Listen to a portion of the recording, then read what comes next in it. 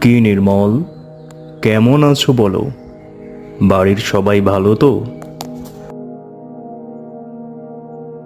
ভালো আছি কাকু। অনেক দিন এইদিকে আসা হয়নি, তাই ভাবলাম আপনার সাথে একটু দেখা করে যাই। তা বেশ বেশ, ভালোই করেছো। কিন্তু প্রিয়তোষকে তো দেখছি না যে।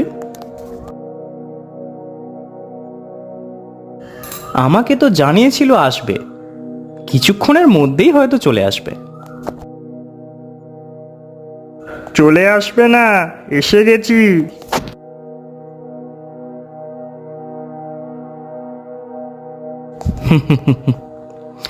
আরে এসো এসো, তোমার কথাই হচ্ছিল। তোমরা দুজনেই পরামর্শ করে এসেছো যখন, তখন নিশ্চয়ই গল্প শোনার জন্যই এসেছো। হ্যাঁ কাকু, আপনি ঠিকই ধরেছেন। আজ আমরা আপনার জীবনের সাথে ঘটা একটা ভয়ানক অভিজ্ঞতার গল্প শুনব। হ্যাঁ কাকু। আচ্ছা বেশ বেশ, তাই হবে। আচ্ছা কাকু, আপনার ওপর কি কেউ কখনো কালো জাদু করেছিল? হ্যাঁ করেছিল, তবে সেটাকে কালো জাদু না বলে সম্মোহন বলাই ঠিক হবে। শোনো তাহলে, আজ তোমাদের এই গল্পটাই বলি। সে বছর গরমের ছুটি পড়তে মা আমাকে মামার বাড়ি পাঠিয়ে দিল। মামাদের অনেক ছেলেপুলে, সবাই একসাথে হইচই খেলাধুলা চিৎকার চেঁচামেচি সবসময় করতেই থাকে। তবে আমার এইসব একদমই ভালো লাগতো না। মামাদের বাড়ি থেকে কিছুটা দূর গেলে একটা শান্ত মনোরম পরিবেশ খুঁজে পাই, যেখানে চোখ বন্ধ করে বসলে মনের ভিতরটা অদ্ভুত রকমের শান্ত হয়ে যায়। জীবনের সেই ফেলে আসা দিনগুলোর কথা ভাবলে এখনো মনের ভিতরটা যেন কেমন ফাঁকা ফাঁকা লাগে।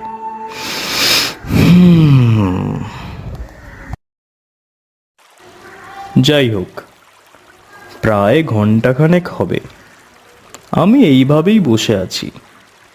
হঠাৎ মনে হলো আমার পিছনে কেউ এসে দাঁড়িয়েছে। আমি তক্ষুনি উঠে দাঁড়িয়ে পিছনে ঘুরলাম এবং চমকে কয়েক পা পিছিয়ে গেলাম। দেখলাম একজন ভয়ঙ্কর দর্শন বৃদ্ধা আমার দিকে এক দৃষ্টে তাকিয়ে দাঁড়িয়ে আছে। তার পরনে কালো হয়ে যাওয়া একটা ছেঁড়া থান, সাদা চুলগুলো অবিনষ্ট, চোখ দুটো অদ্ভুত রকমের লাল, সামনের সব দাঁতগুলো অসম, পোকায় খাওয়া। সেই দাঁত বের করে বৃদ্ধা হেসে বলল, কে তুমি? এখানে কি করছো?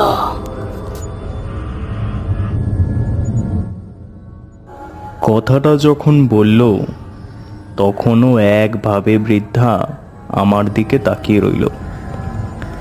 তার তাকানোর মধ্যে এমন কিছু একটা ছিল যে আমি চাইলেও সেখান থেকে বেরিয়ে আসতে পারছিলাম না। ভয়ে ভয়ে আমি বললাম, আমি জীবন কৃষ্ণ, এখানে মামার বাড়ি ঘুরতে এসেছি। ঠিক আছে, আজ আমি আসি। এই বলে আমি দৌড়ে সেখান থেকে পালিয়ে গেলাম। বাড়ি ঢুকতেই মামি আমাকে জিজ্ঞেস করলো,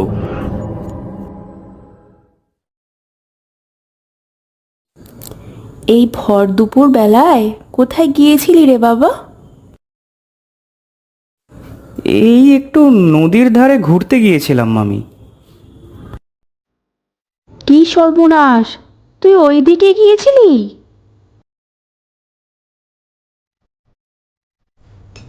কেন মামি, কি আছে ওইদিকে? না না, কিছু না। তবে ওই দিকে আর যাস না বাবা, ঠিক আছে? ঠিক আছে, আর যাব না। এই সময় তোমাদের বলে রাখি, আমার মামার বাড়িতে বিশাল বড় জাগ্রত মা কালীর প্রতিমা ছিল। গ্রামের সব মানুষ তখন আমার মামার বাড়ি গিয়ে পুজো দিত।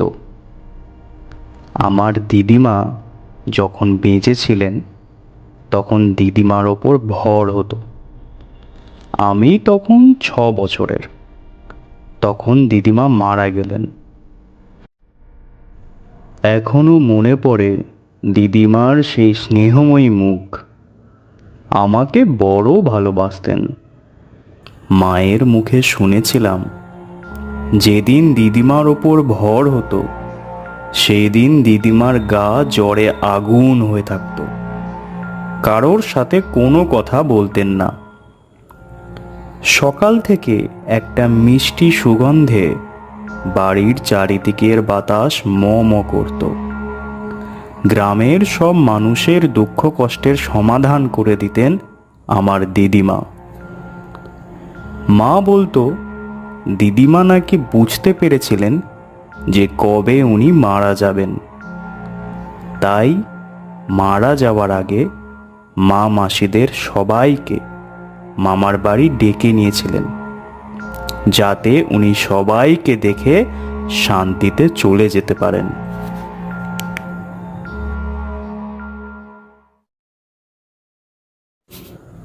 ঘুম থেকে উঠে স্নান করে কালী মায়ের পুজো সেরে প্রণাম করলেন।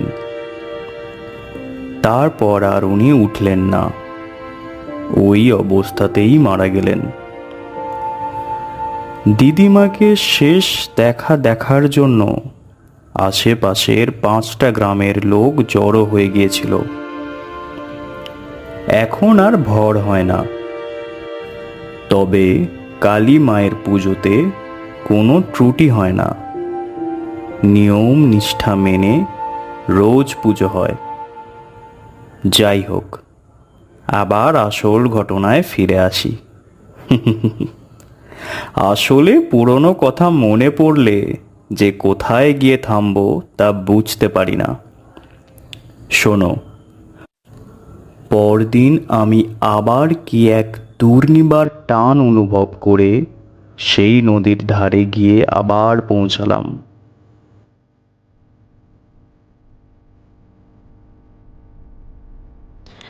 আমি জানতাম তুমি আজ আসবে।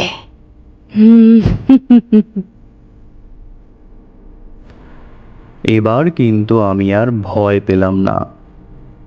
মনে মনে বললাম, এই বৃদ্ধা মহিলাকে দেখে আবার ভয় পাওয়ার কি আছে। তাই সহজভাবে বললাম, আসলে জায়গাটা এত সুন্দর, তাই আমাকে ভীষণ টানে। হ্যাঁ, খুবই শান্ত নিরিবিলি। তাই তো আমি সবার থেকে দূরে এই জায়গাতে থাকি। তোমার মতো আমারও এই জায়গাটা ভীষণ পছন্দের। এই দেখো, কথায় কথায় ভুলেই যাচ্ছিলাম, তোমার জন্য একটু পায়েস এনেছি। এই নাও, খেয়ে নাও। না না ঠাকুমা, আমি খাবো না। আমি না বলতে বৃদ্ধা একটু অদ্ভুতভাবে আমার দিকে তাকিয়ে কড়া গলায় বলে উঠল, বড়রা কিছু দিলে বারণ করতে নেই, নাও। তারপর আমি আর কোনো আপত্তি না করে চুপচাপ বাটিটা ওনার হাত থেকে নিয়ে পুরো পায়েসটা খেয়ে নিলাম। তারপর আমি রোজই ওখানে যেতাম, আর বৃদ্ধা রোজই আমার জন্য দুধের তৈরি কোনো না কোনো জিনিস আমার জন্য নিয়ে আসতো। কোনো দিন সন্দেশ, কোনো দিন রাবড়ি, কোনো দিন আবার মিষ্টি দই।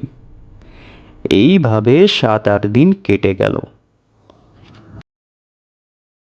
কাকু, আমার একটা প্রশ্ন আছে। হ্যাঁ বলো, কি প্রশ্ন? ওই বৃদ্ধা দুধেরই তৈরি জিনিস দিত কেন? হ্যাঁ কাকু, আমারও মনে একই প্রশ্ন। জানতাম তোমরা এই কথাই জিজ্ঞেস করবে।